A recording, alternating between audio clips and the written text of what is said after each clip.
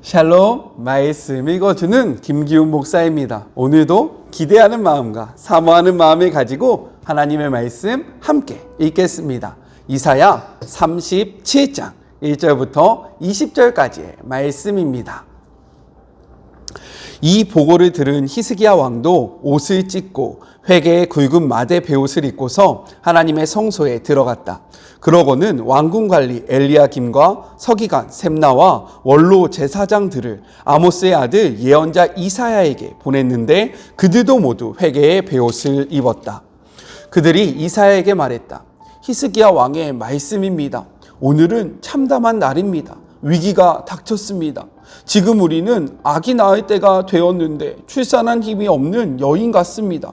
당신의 하나님께서는 랍사게가 한 말을 들으셨겠지요? 살아계신 하나님을 모독하려고 아시리아 왕이 보낸 그 자의 말입니다. 당신의 하나님께서는 결코 가만히 있지 않으시겠지요? 이사야여, 우리를 위해 기도해 주십시오. 이곳에 남아 요새를 지키고 있는 우리를 위해 기도해 주십시오. 그때 히스기야 왕의 신하들이 이사야에게 와서 이렇게 말하니 이사야가 대답했다. 당신들의 주인에게 이렇게 전하십시오. 하나님의 메시지다. 내가 들은 말, 아시리아 왕의 종들이 나를 조롱하며 했던 그 말에 요동할 것 없다. 내가 친히 그를 처리할 것이다. 그가 나쁜 소식을 듣고 그 일을 처리하러 자기 나라로 황급히 돌아가게 만들 것이다. 그는 거기서 살해될 것이다. 비명 행사할 것이다. 랍사게가 떠나 림나와 전쟁하고 있는 아시리아 왕에게 갔다. 왕이 라기스를 떠났다는 소식을 들었기 때문이다. 바로 그때 아시리아 왕이 에디오피아 왕 디르하가가 자신을 치러 진군에 오고 있다는 첩보를 듣게 되었다. 그는 즉시 히스기야에게 사신들을 보내어 이런 메시지를 전하게 했다. 너는 순진하게 믿는다만 내 하나님께 속지 마라. 예루살렘은 아시리아 왕에게 무너지지 않을 것이라는 거짓 약속에 휘둘리지 마라. 머리를 좀 굴려보아라. 아시리아 왕이 모든 나라에게 한 일을 둘러보란 말이다. 하나씩 줄줄이 짓밟고 밟았다. 그런데 너라고 피할 수 있을 것 같으냐? 그 나라들, 내 선왕들이 멸망시킨 나라, 고산, 하란, 레셉, 드라살에 있는 에덴 민족 중에 대체 어느 나라, 어느 신이 자기 백성을 구했단 말이냐? 주위를 둘러보아라. 하밧 왕, 아르밧 왕, 스발와임 성읍의 왕, 헤나 왕, 이여하 왕, 그들 모두 지금 어디에 있느냐? 히스기야가 사신들에게서 편지를 받아 읽었다. 그리고서는 하나님의 성소에 들어가 하나님 앞에 편지를 펼쳐 놓았다. 히스기야가 하나님께 기도했다. 그룹 천사들 위에 앉아 계신 만군의 하나님, 주님은 하나님, 오직 한 분이신 하나님, 세상 모든 나라를 다스리시는 하나님이십니다. 주님은 하늘과 땅을 지으신 분입니다. 오 하나님, 귀 기울여 들어주십시오. 오 하나님, 눈여겨 보십시오. 사내립이 보내온 저 말, 살아계신 하나님을 모독하는 저 말을 들으십시오. 오 하나님, 과연 그의 말대로 아시리아 왕들은 모든 나라, 모든 강토를 초토화시켰습니다. 그 나라의 신들은 쓰레기통에 쳐넣고 불살랐습니다. 하지만 대단한 업적이 못 되는 것은 본래 그것들은 신이 아니기 때문입니다. 모두 작업장에서 만들어진 신, 나무를 자르거나 돌을 조각해 만든 신들에 불과하기 때문입니다. 신들이 아닌 것들이 최후를 맞은 것 뿐입니다. 그러니 하나님, 오 우리 하나님, 속히 나서 주십시오. 그의 손에서 우리를 구원해 주십시오. 그리하여 땅 위의 모든 나라가 주께서 오직 주님만이 하나님이신 것을 알게 해 주십시오. 이것은 하나님의 말씀입니다. 네, 오늘 본문은요, 크게 네 부분으로 나눠서 생각해 볼 수 있습니다. 먼저는 1절부터 4절로 히스기야의 반응인 거예요. 렙사가의 그러한 이야기를 들은 유다의 사절단이요 히스기야에게 돌아옵니다. 근데 그들이 자신의 옷을 찢은 상태로요 슬픈 가운데 히스기야에게 돌아오고요 히스기야에게 이 모든 이들을 다 이야기합니다. 그 이야기를 들은 히스기야도요 자신의 옷을 찢습니다. 그리고 굵은 베옷을 입어요. 유대인들이요 자신의 옷을 찢는 행위는 언제 하느냐? 자신이 감당할 수 없는 슬픔을 당하거나 정말로 너무나도 극심한 고통 가운데 있을 때 이것을 나타내기 위해서 자신의 옷을 찢었다는 거예요. 또한 굵은 베옷을 입었다는 것은 무엇이냐? 이것도 마찬가지로요. 자신이 정말로 감당할 수 없는 슬픔에 당해 있다라는 것들을 드러내기 위해서 이러한 행위를 했습니다. 그런데 굵은 베옷을 입는다는 것은 단순히 자신의 슬픔만을 드러내는 것이 아니라 더 나아가서요. 회개의 행위였다라는 거예요. 그래서 메시지 성경은요. 이 부분을 이렇게 이야기합니다. 회개의 굵은 마대 베옷이라고 이야기하고 있는 이유가 바로 이 배경 때문인 거예요. 자, 이렇게 베옷을 입고 그가 나아간 곳이 어디입니까? 바로 하나님의 성전입니다. 자신은 자신의 옷을 찢고 굵은 베옷을 입고요. 그리고 하나님의 성전으로 들어가면서 2절의 기록과 같이 예루살렘에서 가장 영향력 있었던 정치인들과 그리고 가장 존경받는 제사장들을 이사야에게 보냈다라는 거예요. 이것은 무엇입니까? 히스기야가요 자신의 위치를 분명하게 알았다는 것입니다. 자신은 왕이었지만 이 왕위가 어디로부터 왔는지, 정말로 하나님께서 인정해 주시지 않으면 이 왕위가 보존되지 아니하고 자신 위에 하나님의 통치가 있음을 고백하기 때문에요 이러한 일들을 할 수 있었다는 거예요. 이렇게 왕의 명령을 받고요 왕의 그러한 사절단들이 이사야를 찾아가거든요. 이사야에게 현재 이야기들을 다 합니다. 그런데 우리가 주목해서 봐야 될 표현이 있어요. 무엇이라고 이야기하냐면 이들이 하나님을 부를 때요 나의 하나님이라고 부르는 것이 아니라 당신의 하나님이다 라고 칭하고 있다는 거예요. 이것은 무슨 의미일까요? 왜 하나님을 자신의 하나님이라고 이야기하는 것이 아니라 이사야의 하나님이라고 이야기하고 있을까요? 이것은 바로 히스기야의 겸허한 모습을 나타내고 있는 거예요. 히스기야가 판단한 겁니다. 지금 이 상황 속에서 이 문제를 해결할 분은 하나님밖에 없는데 자신이 하나님 앞에 나아가는 것, 나의 하나님을 부르면서 기도하는 것보다는 하나님과 항상 함께하는 그 이사야, 그리고 하나님의 뜻을 바르게 전하고 있었던 그 이사야의 하나님으로 부르면서요 자신을 낮추고 그리고 하나님을 높이고 있는 표현이 바로 이러한 표현인 거예요. 자, 그러면서요 4절 후반절 메시지 성경으로 같이 한번 읽어볼까요? 이렇게 이야기합니다. 이사야여 우리를 위해 기도해 주십시오. 이곳에 남아 요새를 지키고 있는 우리를 위해 기도해 주십시오 라고 하면서 이사야에게 기도를 부탁하고 있어요. 이렇듯 성도 간에 그리고 성도와 목회자 간의 중보적 기도는 매우 매우 중요합니다. 왜요? 우리는 주 안에서 한 형제요 자매고요 한 공동체이기 때문에요. 서로가 서로를 위해서 기도하고 중보하는 것이 너무나도 중요하다는 거예요. 그래서요 심지어 예수님도요 십자가를 앞두고 기도하실 때에 제자들에게 자신을 위해서 기도해 달라고 부탁하셨던 것입니다. 아셨죠? 그래서 삶에 어려운 문제들이 있을 때 서로에게 기도를 요청하시고 특별히 목회자들에게 기도를 요청하시는 주의 모든 자녀들이 되셨으면 좋겠습니다.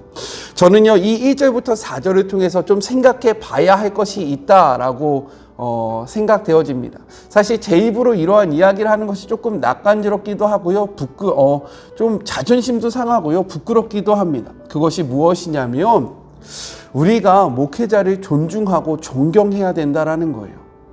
자, 근데 지금의 작금의 시대를 살면서 이런 얘기를 하는 것이 참 그래요. 그쵸? 매스컴에서 수많은 이야기들이 나오잖아요. 매일매일 보도되는 그러한 모습들이 정말로 가슴에 치는 사건들이 많지 않습니까? 특별히 목회자들의 그러한 모습들이 주목돼서 좋은 모습들보다는 나쁜 모습들이 많이 나오고 있잖아요. 그런데 우리는 여기서 잘 생각해 보아야 한다는 거예요. 무엇일까요? 이러한 잘못된 목회자들의 모습들은요, 오늘의 시대에만 있는 것이 아니라 이사야 선지자가 활동했던 그 시대 속에서도 있었고요, 사무엘 선지자가 활동했던 그 시기에도 있었고요, 예수님의 12 사도들이 활동했던 그 시기에서도 거짓 선지자들과 그리고 자신의 유익을 쫓아서 하나님의 이름을 도용하는 자들이 있었다는 거예요. 그럼에도 불구하고 하나님의 자녀들, 하나님의 백성들은요, 그런 사람들이 있었고 그런 사람들이 많았음에도 불구하고 사도들을 향해서 주님이 세우셔서 기름 부으신 그 주의 종들을 존경하고 그리고요 존중해 줬다라는 것입니다. 그런데 사단은요, 지금 이것을 하지 못하게 막고 있는 거죠. 왜 이것이 문제가 되는 줄 아십니까? 자, 지금요, 히스기야의 모습을 통해서 우리가 그것을 좀 깨달았으면 좋겠어요. 히스기야는요, 이사야를 통해서 하나님의 메시지를 듣고 싶은 거예요. 하나님의 그 예언의 말을 듣고 싶은 거고요, 하나님의 뜻을 알고 싶은 겁니다. 그런데 이가 이사야를 존중하지 않고 존경하지 않았다면 그 이사야의 입에서 선포되어지는 그 메시지를 믿을 수 있었을까요? 아니요, 믿을 수 없다라는 겁니다. 지금 한국교회도 마찬가지인 거예요. 사단이 굉장히 교묘한 게요, 이러한 나쁜 모습들을 보여주면서요, 우리의 마음속에 무슨 생각을 심어 놓냐면, 목회자들 신뢰하지 마, 목회자들 존중하지 마, 그들의 권위, 야, 그것들 무너뜨려야 돼 라는 그러한 무의식 속에서 이러한 생각들을 끊임없이 집어넣는다라는 거예요. 그렇기 때문에 어떠한 문제가 야기되냐, 목회자들이 강단에서 선포되어지는 그 하나님의 메시지도요, 과연 그럴까? 진짜 그래? 그 말이 맞는 거야? 라는 생각을 하게 되어졌다라는 거죠. 그래서요, 하나님의 말씀을 말씀으로 받지 못하는 상황들이 벌어집니다. 이것을 가장 좋아하고 가장 기뻐하는 것이 바로 사단의 그러한 속삭임이고요, 사단의 계략이라는 것을 우리가 분명하게 알아야 합니다. 자, 물론 제가 말씀드리는 것은 목회자에게 무조건적인 복종을 하라고 이야기하는 것이 아닙니다. 하지만 그 목회자의 권위, 목회자의 그러한 위치에 따른 그러한 이야기들을요, 무조건적으로 비판하거나 비난하거나 진짜일까? 라는 그러한 삐뚤어진 시각으로 바라보기 시작하면요, 그들을 통해서 전해지는 하나님의 말씀, 하나님의 메시지도요, 우리가 바르게 받지 못한다는 것을 꼭 기억하시면서 하나님이 기름 부어 세우신 목회자들을 존중하시는 그러한 마음을 회복하시는 주의 자녀들이 되시길 주님의 이름으로 축복합니다. 이것은 그들을 신처럼 막 받들라는 게 아니라는 거 꼭 명심하시면서요, 그럼에도 불구하고 목회자들을 너무 내리깔고 그들을 마치 도둑놈 보듯이, 그들을 마치 모든 목회자들을 정말로 나쁜 시선으로 바라봐야 될 필요는 없다라는 거 꼭 기억하시길 주님의 이름으로 권면합니다. 아셨죠? 자, 두 번째로는요, 5절부터 7절이에요. 이는 이사야를 통한 응답입니다.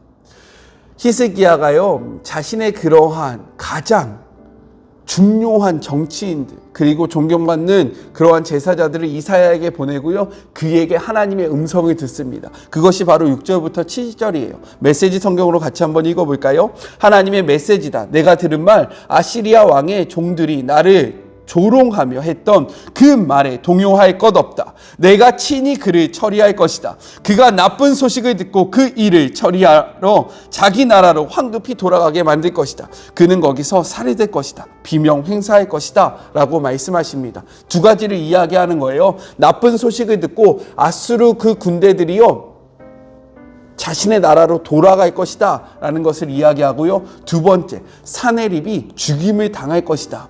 그가 살해를 당할 것이다 라고 이야기합니다.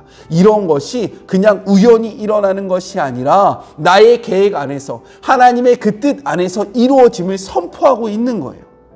자, 그러고 나서요, 세 번째 단락이 8절부터 13절인데요 이는 사네립의 두 번째 위협에 관련된 이야기입니다.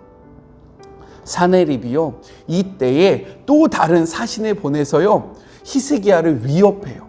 그 메시지가 요약하면 이런 겁니다. 야, 너 하나님이 너 도와준다고 한 그 말 믿지 마. 왠 줄 알아? 내가 분명하게 이야기해 볼게. 네가 머리가 있다면 잘 생각해 봐. 지금 내가 정복한 수많은 나라들 있지? 그 나라들에는 다 신들이 있었어. 그런데 그 신들 중에서 단 한 신이라도 자신의 민족을 내 앞에서 구원시킨 그런 신이 있어? 없잖아. 마찬가지야. 내가 쳐들어갈 때 그들이 똑같이 이야기했어. 나의 신이 우리의 민족을 구원해 줄 것이다. 그런데 그 약속 지킨 신이 없었다고. 너도 속지 마. 너가 믿는 그 여호와, 야, 거짓말이 아무것도 아니야. 너 지금 너의 이성으로 똑바로 생각해야 돼 라고 이야기하고 있다는 것입니다. 그런데요, 지금 이 말이 언제 말의 단락 밑에 있습니까? 하나님께서요, 이 말에 요동치 말라. 내가 반드시 그 아수르 군대를 후퇴시키고 그리고 사내립을 죽일 것이다 라는 이 예언의 메시지가 선포되어진 직후에 이러한 일이 벌어졌다라는 거예요. 자, 우리가 주일날 혹은 어떠한 곳에서 하나님의 말씀을 읽으시면서요, 그래 맞아, 이렇게 하나님의 뜻을 알 때가 있어요. 그리고 세상 속으로 담대하게 나갑니다. 하나님 앞에 은혜 받고요, 세상 속으로 딱 나가요. 그러면 어떻게 돼요? 우리가 생각할 때요, 세상이 쫙 변해 있어야 되지 않습니까? 하나님께서 약속하신 대로, 하나님께서 말씀하신 대로 세상이 짠 하고 변해 있어야 되잖아요. 그런데 실제로 나가보면요, 아니라는 거예요. 세상 속에서 오히려 이야기합니다. 야, 너 이성이 있으면 생각을 해봐. 너의 그 지적인 머리로 잘 판단해봐. 야, 누구 말이 맞는지 너 잘 생각해야 돼 라고 이야기하고 있다는 거죠. 자, 봐봐요. 사내립이 보낸 이 사신들의 이야기는요, 너무나도 논리적이에요. 정말로 그 논리가 딱딱딱 들어맞습니다. 이성적으로 판단했을 때도요, 이 말이 맞는 것 같아요. 세상은요, 우리한테 이렇게 이야기하고 있다는 거예요. 하나님의 분명한 메시지가 있지만 이 메시지를 가지고 세상에 나아갔을 때 세상은 변화되지 않고요. 그러한 상황 속에서 세상은요, 합리적인 말 그리고 논리적인 말로 우리를 설득시킨다는 거예요. 하나님 말 믿지 마. 야, 하나님 말은 교회 안에서만 믿어. 아멘 하고 나와서는 내 방식대로 살아. 그게 네가 살아가는 길이야 라고 우리를 위협하고 우리의 마음을 흔들어 놓을 때가 너무나도 많다라는 것입니다. 이러할 때 우리는 어떻게 해야 합니까? 히스기야를 통해서 그 답을 찾을 수 있어요. 그 다음 단락입니다. 마지막 14절부터 20절 히스기야의 반응인 거예요. 자, 이 이야기를 들은 히스기야가 어떻게 했냐? 14절이 너무너무 중요합니다. 14절 메시지 성경으로 같이 한번 읽어볼까요? 히스기야가 사신들에게 편지를 받아 읽었다. 그리고는 하나님의 성소에 들어가 하나님 앞에 편지를 펼쳐놓았다 라고 기록하고 있어요. 이가요, 그 이야기를 들었습니다. 얼마나 막막했을까요? 은혜를 받고 하나님의 그 이사야를 통해서 하나님의 뜻을 들었고 그 구원의 메시지를 들었는데 실제적으로 현실에 나아가 보니까 삶의 자리로 가보니까 들리는 소리는요, 너 끝장났어 라는 소리인 거예요. 이 소리를 듣고요, 이의 마음이 낭망되어질 수 있고요, 이의 마음이 하나님을 향해서 비난할 수 있었습니다. 하지만 그가 선택했던 방법이 무엇입니까? 그 편지를 가지고 하나님의 전 앞에 와서요, 그 편지를 내어놓은 거예요. 이것은 무엇입니까? 내 생각으로 이 문제를 판단하지 않겠다는 결단이 담긴 행동인 거예요. 나의 상식으로 이 문제, 지금 이 상황 속에서 나의 마음대로 반응하지 않겠다는 믿음의 고백인 거예요. 그러면서요, 삶의 문제를 가지고 하나님 앞에 그대로 내어놓습니다. 하나님 보세요. 하나님이 이렇게 말씀하셨는데요, 지금 사내립은 이렇게 이야기합니다. 저 어떻게 행동해야 합니까? 하나님이 해결해 주세요 라면서요, 자신의 생각을 가지고 들어온 것이 아니라 현실의 문제를 그대로 가지고 하나님 앞에 나왔다는 거예요. 우리는 이러한 모습을 닮아야 합니다. 우리가 세상 속에서 살아갈 때 수많은 이야기들이 들리고요, 하나님의 메시지와 다른 세상의 이야기들이 우리를 사로잡을 때가 있어요. 그때 우리는 히스기야처럼요, 그 문제를 그대로 가지고 하나님 앞에 나오십시오. 이것을 우리가 해석하지 마요. 이것을 우리가 우리의 경험과 우리의 상황으로 재판단하지 마십시오. 그냥 가지고 하나님 앞에 나와서요, 하나님 앞에 내어놓으세요. 하나님, 세상이 이렇게 이야기해요. 하나님이 나 믿으면 된다라고 이야기했는데 세상은 아니래요. 하나님, 하나님이 해결해 주세요 라고 하나님 앞에 우리의 삶의 문제를 좀 내려놓읍시다. 우리는요, 신앙생활을 어떻게 하는지 아십니까? 어떠한 문제가 생기면요, 우리가 이 문제를 해결해 보려고 해요. 내가 갖고 있는 방법, 내가 갖고 있는 수단, 나의 인줄과 나의 모든 것들을 동원해서 이 문제를 해결하려고 합니다. 그리고 다 해결되어진 다음에 하나님 앞에 나와서요, 하나님 제가 해결했어요. 잘했죠? 라고 이야기할 때가 너무나도 많아요. 아니면요, 하나님 내가 이렇게 노력했는데 왜 들어주시지 않습니까? 왜 도와주시지 않습니까? 라고 하면서 하나님을 원망할 때가 있다라는 거예요. 그러기에 앞서서 우리는 히스기야의 모습을 본받아야 합니다. 그 문제를 그대로 가지고 하나님 앞에 나오세요. 왜요? 이 문제의 해결은 우리에게 달려있는 것이 아니라 하나님께 달려있기 때문인 거예요. 그리고 우리가 마지막으로 히스기야의 기도를 통해서 배워야 할 점이 있습니다. 그것이 무엇이냐면, 히스기야는요, 무조건 자신의 민족을 구해달라고 이야기하는 것이 아니에요. 히스기야는요, 이렇게 이야기합니다. 20절이에요. 개역개정의 말씀으로 읽어볼까요? 우리 하나님 여호와여, 이제 우리를 그의 손에서 구원하사 천하 만국이 주만이 여호와이신 줄을 알게 하옵소서 하니라 라고 기록하고 있어요. 하나님, 우리를 구원해 주셔야 돼요. 왜요? 우리를 구원해 주셔야지만 정말로 저 사내립이 이야기한 거, 저 나무 조각으로 만들어져 있고 사람의 손으로 만든 그 우상과 하나님을 같다라고 이야기하는 그 이야기가 틀렸다는 것을 하나님의 이름으로 증명해 주세요 라고 이야기하고 있는 거예요. 나의 욕망을 위해서, 우리 민족을 위해서, 나의 꿈을 인해서 하나님 역사해 주세요 라고 이야기하는 것이 아니라, 하나님 당신의 이름을 위해서, 당신의 거룩하심을 위해서, 당신의 살아계심을 드러내기 위해서 역사해 주세요 라고 이야기하고 있다는 거죠. 자, 이렇게 이야기하면 우리 하나님이 어떻게 안 움직이실 수 있겠습니까? 우리의 삶 속에서 어떻게 자신의 살아계심을 드러내지 않으실 수 있겠어요? 우리는요, 지혜롭게 기도하는 법, 우리의 욕망을 채우기 위해서 기도하는 것이 아니라 하나님의 하나님 되심을 위해서 기도하는 방법들을 배우시고요, 그러한 기도를 연습하셔야 한다는 것을 꼭 기억하시는 하루가 되시길 주님의 이름으로 축복합니다. 자, 정리해 볼까요? 삶의 문제가 찾아왔을 때 그 삶의 문제를 그대로 가지고 하나님 앞에 나오시는 연습을 하시길 주님의 이름으로 축복합니다. 두 번째, 서로를 위해서 기도해 주는 주의 자녀들이 되셨으면 좋겠어요. 삶의 문제를 나 혼자만의 힘으로 해결하려고 하는 것이 아니라 하나님이 우리에게 허락하신 목회자들, 그리고 주변에 있는 동역자들에게 그 기도의 제목을 나누시고 함께 기도하시는 그런 참된 공동체가 되시기를 소망해요. 마지막 세 번째, 하나님이 기름 부어서 세우신 목회자들을 마음으로 존중하시고 존경하세요. 왜요? 그렇게 할 때에 그들의 입술로 선포되어지는 하나님의 말씀을 존경할 수 있고 존중할 수 있고 신뢰할 수 있기 때문입니다. 사단의 음성에 속지 아니하시는 주의 모든 자녀들이 되시기 주님의 이름으로 축복합니다. 우리 같이 기도할까요? 하나님 감사합니다. 히스기야의 모습을 통해서 우리의 삶에 문제가 다가왔을 때 우리가 어떻게 해야 할지를 분명하게 알았습니다. 하나님, 삶의 문제의 해결은 하나님께 달려있음을 고백하오니 주님께서 해결하여 주시고, 우리가 다른 곳에서 그 만족감, 이 문제를 해결하려고 노력하는 것이 아니라 하나님 앞에 나와 하나님 앞에 우리의 삶의 문제를 올려드림으로 그 문제가 해결받는 그런 주의 자녀들이 될 수 있도록 주님 축복하여 주시옵소서.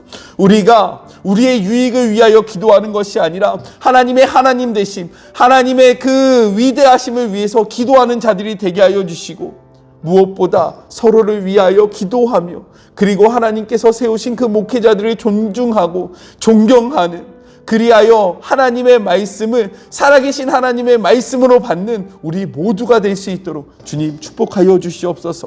혼란의 시기를 살아가고 있습니다. 이러할 때에 우리의 마음을 지킬 수 있는 방법은 하나님을 바라보는 것입니다. 하나님 앞에 나아가는 것입니다. 잠잠히 하나님 앞에 기도하는 것입니다. 이 사실을 잊지 아니하는 주의 자녀들이 될 수 있도록 축복하여 주시옵소서. 함께 하실 주님을 기대하며 예수님의 이름으로 기도드립니다. 아멘.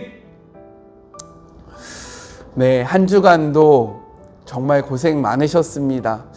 요즘에요, 참 어려운 시기인 것 같아요. 이러할 때일수록 더욱더 하나님의 말씀을 꽉 붙잡으시는 주의 모든 자녀들이 되셨으면 좋겠고, 세상에서 오는 평안을 누리는 것이 아니라 하나님께로부터 오는 평안 속에서 살아가시길 주님의 이름으로 축복하며 권면합니다.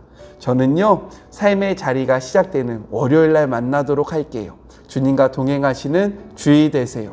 아셨죠? 사랑하고 주님의 이름으로 축복합니다. 우리 월요일 날 만나요. 안녕.